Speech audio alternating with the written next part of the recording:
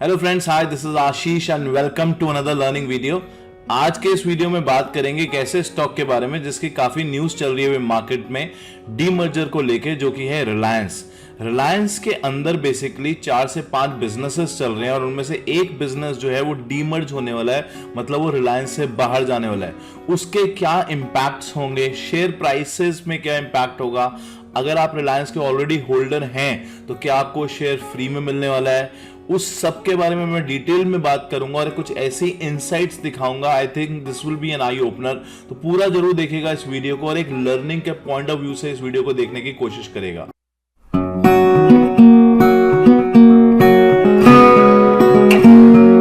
तो पहले मैं आपको ये बता दूं, 20th ऑफ जुलाई इसकी डेट फाइनल हुई है।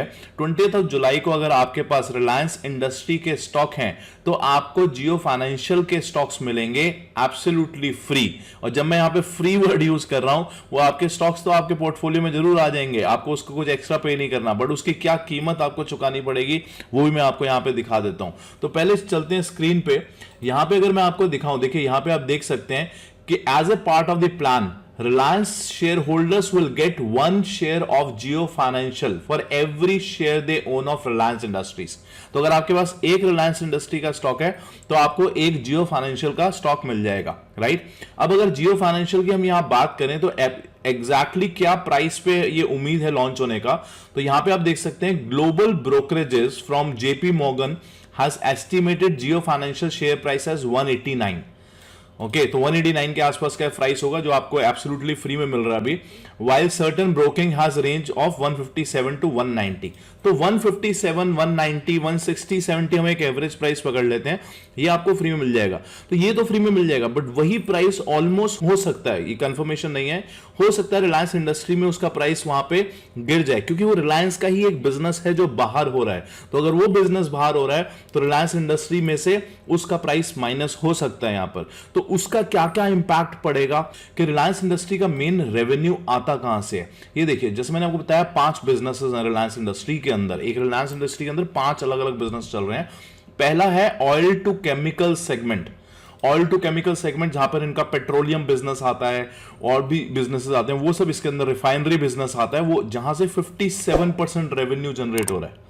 तो आउट ऑफ 157% जो मेन इनका एरिया है वो यही है, यहीं से मेन बिजनेस आता है।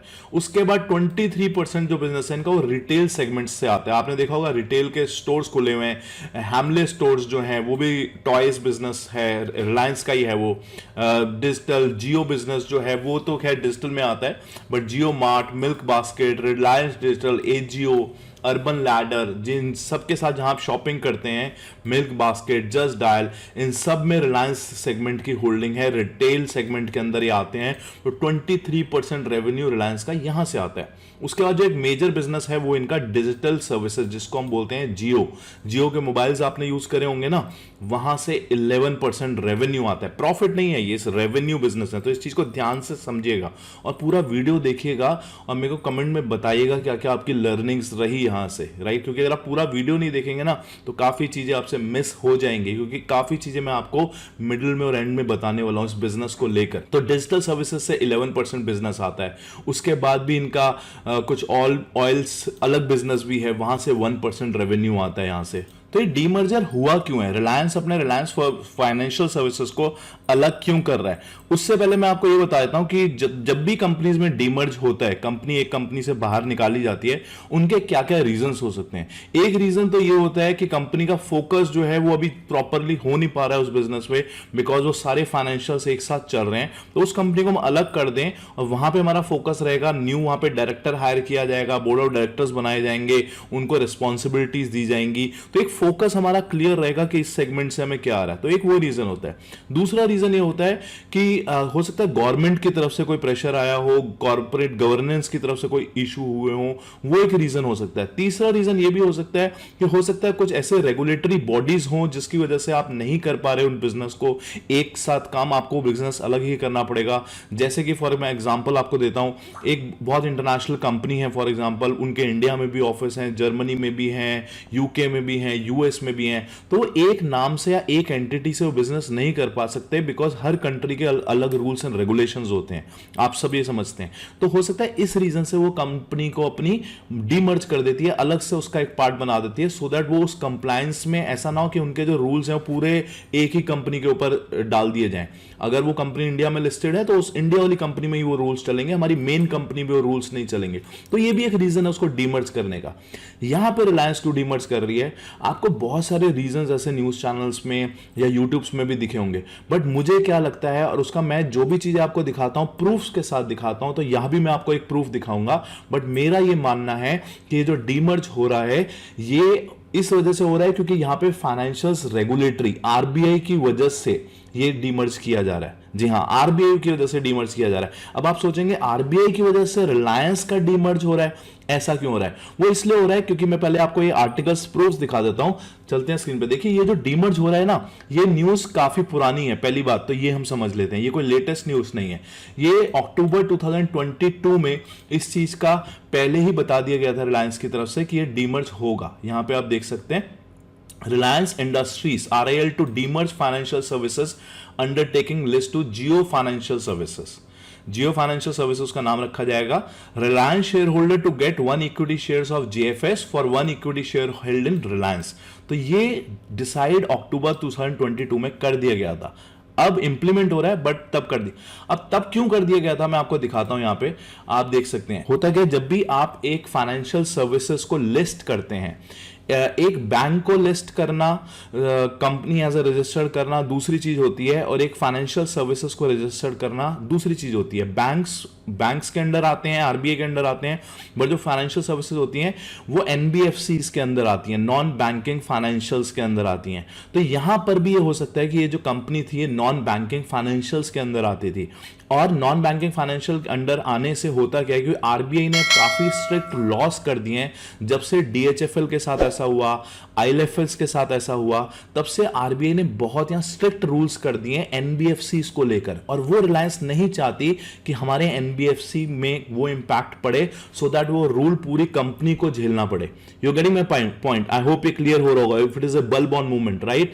तो वो जो रूल्स आरबीआई इंप्लीमेंट कर रही है एनबीएफसी के साथ, एक स्ट्रिक्ट रूल्स अप्लाई कर रही है, वो रिलायंस नहीं चाहता कि पूरे रिलायंस को झेलना पड़े।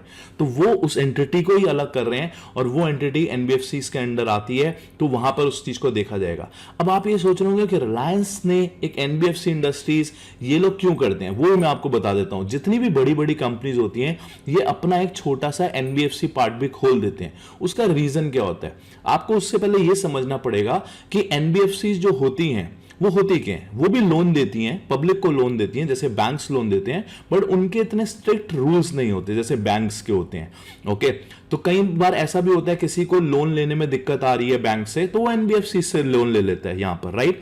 और एनबीएफसी, अब ये छोटी कंपनीज एनबीएफसी क्यों खोलती है, वहां पे मैं आपको बात बताता हूं। वो इसलिए खोलती हैं कि जब भी, for example I am saying, Reliance industry को किसी बैंक से लोन लेना है, लेट से 100 करोड़ का लोन लेना है, तो हो सकता है उसे वो लोन 8% 9% पे रेट ऑफ इंटरेस्ट पे मिलेगा। You getting my point? But NBFC जो होती हैं वो भी आरबीआई से ही पैसा लेती हैं, बैंक से पैसा लेती हैं, बट उनको 8-9% पे नहीं मिलता, उनको कम मिलता है। I hope it is making sense, right? कुछ समझ में आ रहा है? कमेंट में बताइएगा, और सब्सक्राइब नहीं करा तो कर लीजिए। तो वो जब एनबीएफसी खोलती हैं अपने, तो वो आप यहां समझ पा रहे हैं ना कि अगर मैं रिलायंस हूं और मैं बैंक के पास जा रहा हूं, लोन ले रहा हूं, तो मुझे 8-9% में मिलेगा। तो मैं एक अपनी अंडर एक कंपनी खोल देता हूं एनबीएफसी की, वो बैंक से लोन लेगी तो उसे तो 4% या 3% में मिल जाएगा। तो मेरा 4% बचता है वहां पर, वो मेरी कंपनी है एक किस्म से। और 4% इन कंपनीज के लिए बहुत होता है।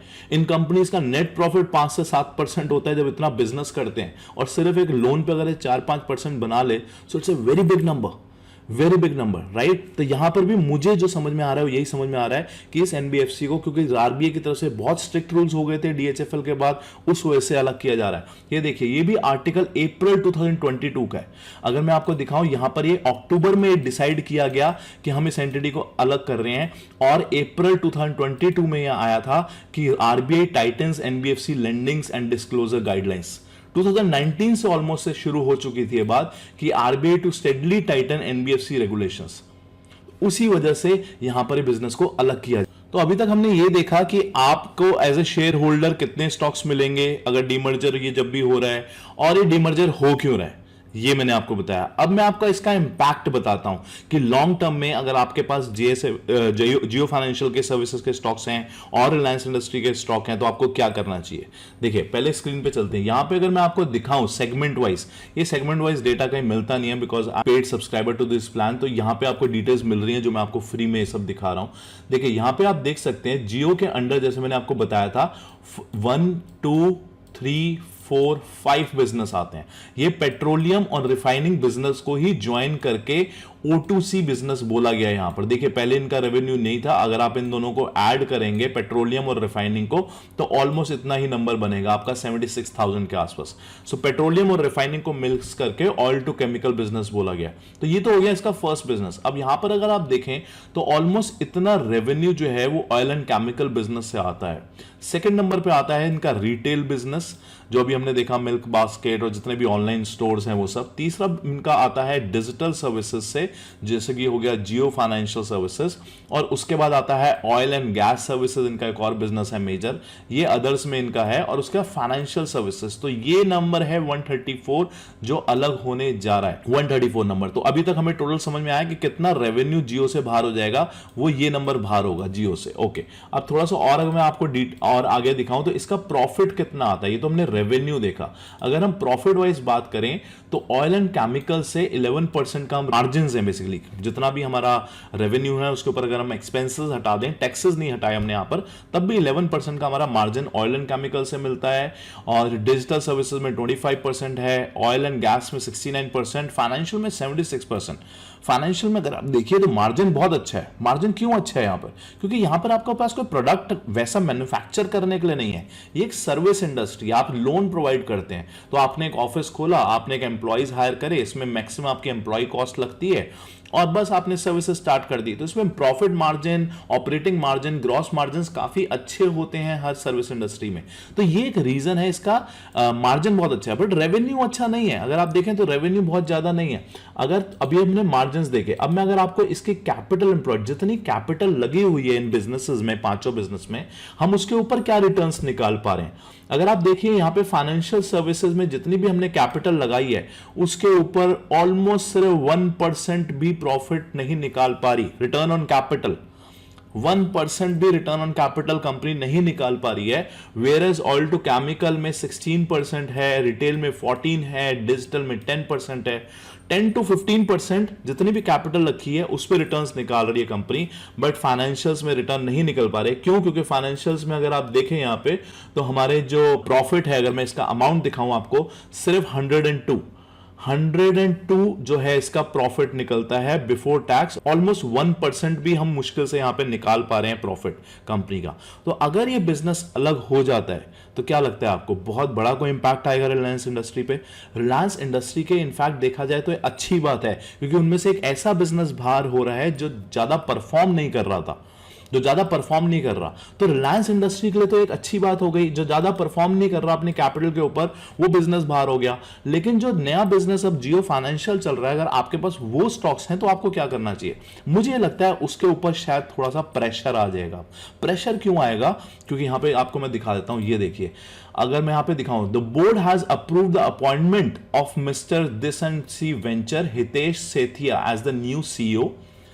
JFS जो नई कंपनियां बन रही है उसके अंदर हितेश सेठिया जो है उनको नया CEO एंड MD बनाया जा रहा है। उसके बाद और भी यहां पे काफी लोग हायर करे जा रहे हैं। Home secretary Rajiv Maheshwari, PNB former MD and CEO Sunil Mehta would also join. तो ये सब के खर्चे कौन उठाएगा भाई? ये खर्च के इन सब की सैलरीज कौन उठाएगा? अभी तक तो ये काम जितना भी ऑपरेशंस का काम था रिलायंस इंडस्ट्री के अंदर चलता था। तो हो सकता है रिलायंस इंडस्ट्री के अंदर रिटेल के जो वाइस प्रेसिडेंट होंगे उन्हीं को फाइनेंशियल सेगमेंट भी दे दिया होगा। एक एग्जांपल दे रहा हूं मैं आपको कि आप फाइनेंस का भी देखिए और आपको सैलरी तो एक ही आदमी को मिल रही है ना, बट अब यहां पर आपको न्यू एम्प्लॉयज हायर करने पड़ेंगे, न्यू ऑपरेशंस कॉस्ट होगी, आपको ऑफिस बिल्डिंग्स वो सब तो पहले भी रही होंगी, बट एक एक्सपेंसेस आपके बढ़ जाते हैं। तो जब आपके एक्सपेंसेस बढ़ जाएंगे तो जरूर JFSL पे मुझे लगता है थोड़ा सा इशू हो सकता है। रिलायंस इंडस्ट्री के लिए एक अच्छी बात हो सकती है। अब यहां पर एक चीज और बताई जा रही है वो भी मैं आपको दिखाता हूं जो इनके कॉम्पिटिटर्स हैं। यहां पे आप देखिए जेएफएसएल को बताया जा रहा है कि इसका जो कॉम्पिटिटर्स हैं पेटीएम एंड बजाज फाइनेंस, इनके ऊपर थोड़ा सा प्रेशर आ सकता है क्योंकि एक नई कंपनी उभर कर आ रही है। गाइस यहां पे थोड़ा सा मैं जब भी बोलता हूं don't follow the crowd in stock market, थोड़ा सा अपना दिमाग लगाइए और सोचिए हो क्या रहा है। पेटीएम और बजाज फाइनेंस के लिए क्या ये नई कंपनी है? ये एक नई कंपनी नहीं है, क्योंकि यहां पर अगर मैं आपको ये जो जियो फाइनेंशियल काम करती है ना, इनके क्लाइंट्स हैं कौन? इनके रिलायंस ही क्लाइंट्स हैं, इनके कोई ज्यादा क्लाइंट्स नहीं है।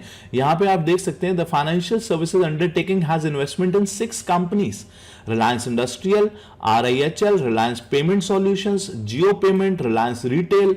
तो इनके कोई बाहर की बड़े बड़े क्लाइंट्स नहीं है। रिलायंस ने अपने, मैंने आपको बताया ना स्टार्टिंग में, खुद को लोन ना लेना पड़े, एक अपना फाइनेंशियल बना दो NBFC करके और वो लोन लेगा और हम उस पर खेलेंगे सो दैट हमारा 4-5% मार्जिन यहां भी बचे। तो इन सबके जो क्लाइंट्स हैं वो रिलायंस ही क्लाइंट है। तो इसीलिए पेटीएम और बजाज फाइनेंस को मुझे नहीं लगता कोई मेजर इशू आएगा। उसका एक और रीजन भी मैं आपको दिखाता हूं। ये देखिए पेटीएम की अगर मैं आपको सेल्स की बात करूं, सही प्रॉफिट तो इसको भी नहीं आ रहा, बट अगर इसकी मैं सेल्स की बात करूं, ये 6000 करोड़ की सेल करता है पेटीएम, 6000 करोड़। और अभी हमने क्या नंबर देखा, जो जियो फाइनेंशियल का नंबर है, जियो फाइनेंशियल का जो नंबर है वो 134, कहां 6000 करोड़ गाइस, कहां 134, कॉम्पिटिटर है। अभी तो मैंने बजाज फाइनेंस के नंबर्स नहीं आपको दिखाए, राइट। तो आई होप आपको ये अच्छा लगा होगा, कुछ लर्निंग मिली होगी आज के इस वीडियो से। शेयर जरूर करिएगा इस वीडियो को अपने फ्रेंड्स के साथ और मुझे बताइएगा सब्सक्राइब करके, कमेंट करके कि ऐसा लगा ये वीडियो और किस वीडियोस पे आप चाहते हैं मैं ऐसे ऐसे इनसाइट्स लेकर आता रहूं, लर्निंग लेकर आता रहूं। Thank you so much and have a great day. Bye bye, take care.